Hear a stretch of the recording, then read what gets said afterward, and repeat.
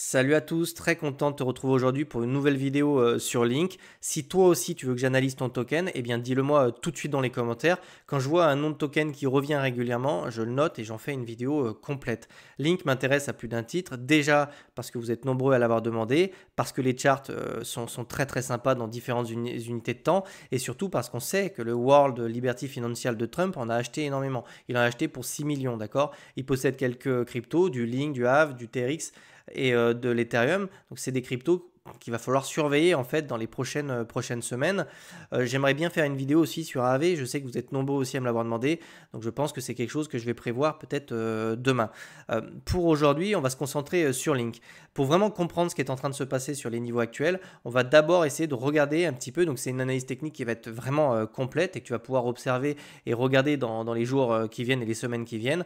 On va regarder ce qui s'est passé sur différentes phases. On a eu cette phase ensuite qui était descendante, et ensuite on a une phase de consolidation qui se passe ici. Donc vraiment on va essayer de reprendre un petit peu à l'origine ce qui s'est vraiment passé, et tu verras que ça nous permettra en fait d'en déduire un petit peu et d'essayer de se projeter sur du moyen long terme. Sur la première phase de ce cycle, en fait, on se situait vraiment entre ces deux bornes, donc ça c'est vraiment ce qu'on appelle des périodes d'accumulation, c'est-à-dire que le prix vient retester en fait des niveaux, et à l'intérieur de ces deux bornes, on a ce qu'on appelle de l'accumulation. Et là, tu dois te dire, ouais, j'entends beaucoup parler d'accumulation, mais comment on peut vraiment en être sûr? Eh bien, je vais te donner des petits conseils, c'est très très simple. Tu peux prendre ton volume profile, tu peux tracer en fait ce qui s'est passé dans ce range, et là, tu vois, on a quand même quelque chose de très croissant et ensuite quelque chose de décroissant. Et en fait, il y a un sentiment de marché derrière tout ça. On voit que les acheteurs ont été de plus en plus intéressés pour acheter du Link une fois qu'on a touché les prix des 7 dollars. On le sait parce que le point of control, donc la ligne blanche que tu vois, elle se situe autour des 7 dollars. Et on voit que ça s'est fait avec un volume maximal d'échange, c'est-à-dire c'est là que les vendeurs et les acheteurs se sont échangés le plus de lignes sur ces niveaux-là, d'accord? Et après, une fois qu'on a touché les 7 et qu'on est descendu sous les 7, on a eu un volume qui était décroissant. Et en plus, non seulement il était décroissant, c'est-à-dire que les gens étaient de moins en moins intéressés pour s'échanger du Link sur ces prix-là, mais surtout, on a eu de la capitulation. On le sait parce que le volume profile ici, il était extrêmement rouge, c'est-à-dire que les vendeurs étaient nettement plus forts que les acheteurs. Donc ici, on a vraiment le sentiment que c'était de la capitulation, et ça s'est vraiment fait sur le bas du range. Donc certains se sont gavés et ont probablement passé des ordres ici sur le bas du range pour acheter énormément de lignes. Donc là, c'est clairement les mains faibles, parce que si vous avez de la vente, vous avez des acheteurs de l'autre côté, d'accord? Donc ici, c'est très intéressant de voir que la capitulation s'est fait sur ces niveaux-là. Le point of control s'est fait autour des 7 dollars. Et ensuite, on a vraiment retourné en fait cette dynamique qui était baissière. Donc ça marche toujours plus ou moins de la même manière. On peut même tracer cette trend-là avec des creux ascendants. Donc là, on est venu chercher un creux vraiment beaucoup plus bas que le précédent, et ensuite on a eu un creux plus haut, un creux plus haut, on est revenu chercher ces résistances là et on a le push, on s'est extrait de cette zone d'accumulation. Donc là tu as vraiment le détail de comment se produit une zone d'accumulation d'un point de vue psychologique, etc. La dernière vidéo que j'ai faite sur Link, j'ai abordé aussi cette chose là, donc c'était un petit peu la même chose, on a une nouvelle zone de préaccumulation. Donc là c'est pareil, on avait plusieurs zones de retracement pour essayer de retourner cette dynamique qui était baissière, donc on a vraiment ces deux résistances.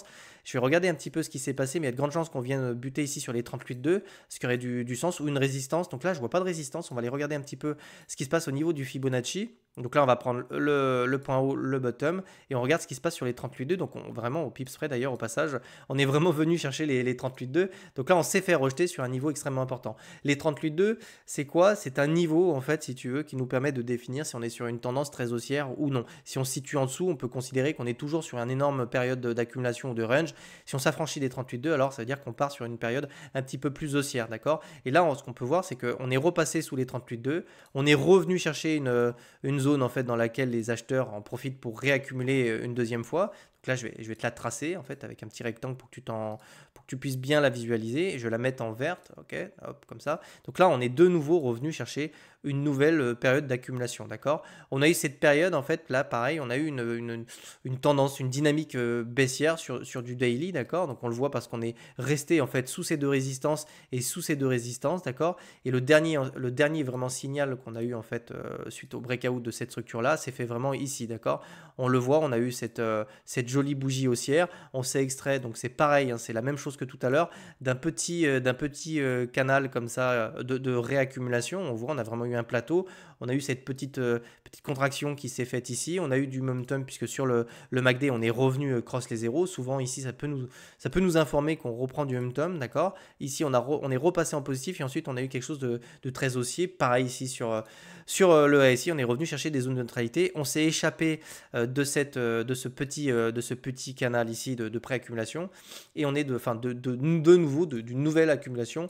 Et ensuite, on s'est affranchi des 38,2. Donc maintenant, ce qui va nous intéresser, c'est qu'est-ce qui se passe précisément sur les niveaux actuels. Est-ce qu'on est prêt pour venir chercher un nouveau sommet? Parce qu'on a eu cette période d'accumulation, on a eu une nouvelle petite période d'accumulation. Et donc ici, on pourrait, à juste titre, espérer justement qu'on vienne chercher de nouveaux sommets sur Link pour essayer d'avoir une période comme ça de distribution. Parce que si on a eu autant de distribution d'accumulation sur ces deux niveaux, il nous faudra un petit peu plus que quelques jours pour distribuer sur Link. Donc j'ai bon espoir ici qu'on puisse venir chercher de nouveaux sommets. Et pour ça, il va falloir vraiment qu'on regarde un petit peu ce qui se passe en fait sur des petites unités de temps. Et là, tu te dis, mais qu'est-ce qui se passe ici sur Link? Est-ce que c'est bull? Est-ce que c'est baissier ou pas? Alors ici, moi, ce que je vois, c'est plutôt quelque chose d'haussier à première vue. Alors, haussier et un peu baissier, mais je vais t'expliquer ça tout de suite. Donc d'abord, ce qu'on peut regarder, on va tracer notre droit de tendance, on va tracer en fait ce niveau-là. On est ici sur une dynamique qui était baissière. Toujours pareil, on voit, on fait des résistances qui sont de plus en plus bas. On fait des creux qui sont de plus en plus bas. Plus en plus bas. Ça me fait beaucoup penser en fait à XRP qui a fait exactement la même chose. Par contre, ici, sur les niveaux aussi des 26 $, on se rend compte qu'on fait une résistance plus haute que la précédente. Autrement dit, cette dynamique est en train de se retourner au sein de cette structure. Déjà, on a cassé cette traîne, on est passé de l'autre côté. Donc sur Link, c'est plutôt encourageant, c'est une excellente nouvelle. Mais en plus de ça, ici, on voit on essaie de faire un creux en fait ascendant. Donc ici, en fait, maintenant qu'on a fait notre résistance ascendante, il faut qu'on vienne chercher un creux ascendant pour venir s'affranchir en fait de ce niveau-là. Donc tu peux déjà te dire que le niveau des 27 $, c'est une résistance majeure qui aura son importance, tu verras, dans les prochains jours, dans les prochaines semaines. Très intéressant de voir aussi qu'on a un MACD comme ça qui a recrossé aussi les zéros sur ce niveau-là. On est venu s'affranchir de la résistance ici. On se fait un petit peu rejeter. Mais je te dis, la dynamique qu'on est en train d'observer au sein de cette structure-là, pour moi, elle est toujours haussière tant qu'on maintient en fait un creux qui est plus haut, si tu veux, que le précédent, d'accord? Et l'idée, c'est vraiment d'imprimer. Donc, on a différentes structures. Là, tu les reconnaîtras peut-être. Mais si on vient vraiment poser ce creux, c'est ce qu'on est occupé à faire hein, pour le moment. On pourrait vraiment avoir une nouvelle structure très haussière, c'est-à-dire cette épaule, cette tête, cette épaule, et là on pourrait vraiment avoir cette structure de retournement, la cassure de ce niveau-là, et ensuite on viendrait en fait s'affranchir de ce sommet-là. Et là tu dois te dire, bon très bien, c'est cool, et quels seraient les objectifs haussiers du coup sur Link? Eh bien on va regarder tout ça, on va prendre le sommet, on va aller prendre le bottom ici, et on va regarder un petit peu ce qui se passe sur les extensions, d'accord? Donc les extensions correspondent en général pour un mouvement de continuation, c'est les 1,618. Donc les 1,618 de Fibonacci, ça en gros prend les 40 $ et tu peux déjà te noter ça sur un petit peu de site. La prochaine résistance de ce mouvement-là sera les 40 $. Donc maintenant on va voir un petit peu si on n'a pas des choses qui peuvent coïncider avec ça, parce que plus on a de validation et plus le niveau peut être crédible. Donc ici on va tracer ce mouvement de continuation. Donc ce mouvement de continuation nous ramène quasiment aussi sur les 40 $. Donc ici tu peux être à peu près sûr que les 40 $ seront des niveaux extrêmement importants sur Link. Donc prends des profits une fois qu'on sera sur ces niveaux-là. Maintenant, on va prendre un petit peu de recul et on va regarder si ça ne correspond pas justement peut-être à des résistances, tu vois. Comme ça, on pourrait confirmer, on pourrait avoir de nouvelles validations. On se rend compte que sur ces niveaux-là, juste dessous, on a trois grosses résistances sur le Link autour des 37 $. Donc vraiment, entre les 37 $ et le niveau des 1,618 qui est à 3-4 $ qui se situe quasiment au même niveau, on sait que sur ces niveaux-là, on aura du rejet. Tu peux déjà te noter qu'on aura probablement du rejet sur ces niveaux-là. D'accord? En tout cas, on peut avoir une nouvelle phase de consolidation. Si on arrive à s'affranchir des 1,618 sur une phase de consolidation, alors on sera prêt pour partir sur une phase peut-être un petit peu, ce que j'appelle le climax, c'est venir chercher la TH pour essayer de venir chercher un nouveau sommet sur une phase un petit peu parabolique, d'accord? Donc comprends qu'ici, je suis pas baissier, d'accord? J'aime beaucoup en fait le fait de voir Link chercher cette nouvelle résistance pour essayer de retourner cette dynamique. Maintenant, nous sur Link, ce qu'il faut absolument voir, c'est ce retracement, ce nouveau creux plus haut que le précédent et la cassure du niveau des 26 $ qui est une nouvelle résistance. pour le moment, j'ai un MACD qui commence un petit peu à baisser, qui ne diverge pas pour autant, hein. C'est-à-dire que là, par exemple, tu avais quelque chose qui divergeait, derrière, on a eu ce mouvement de correction. Là, c'est absolument pas le cas. Donc, on pourrait peut-être essayer de pousser un petit peu. Mais j'ai l'impression qu'on commence à avoir un MACD qui se retourne un tout petit peu. Et pour l'instant, il n'y a rien de plus à dire sur le RSI. Sur du daily, on est toujours sur des zones de neutralité, si je puis dire. Donc, il n'y a absolument pas de FOMO, il n'y a pas d'excès sur Link ou quoi que ce soit, d'accord?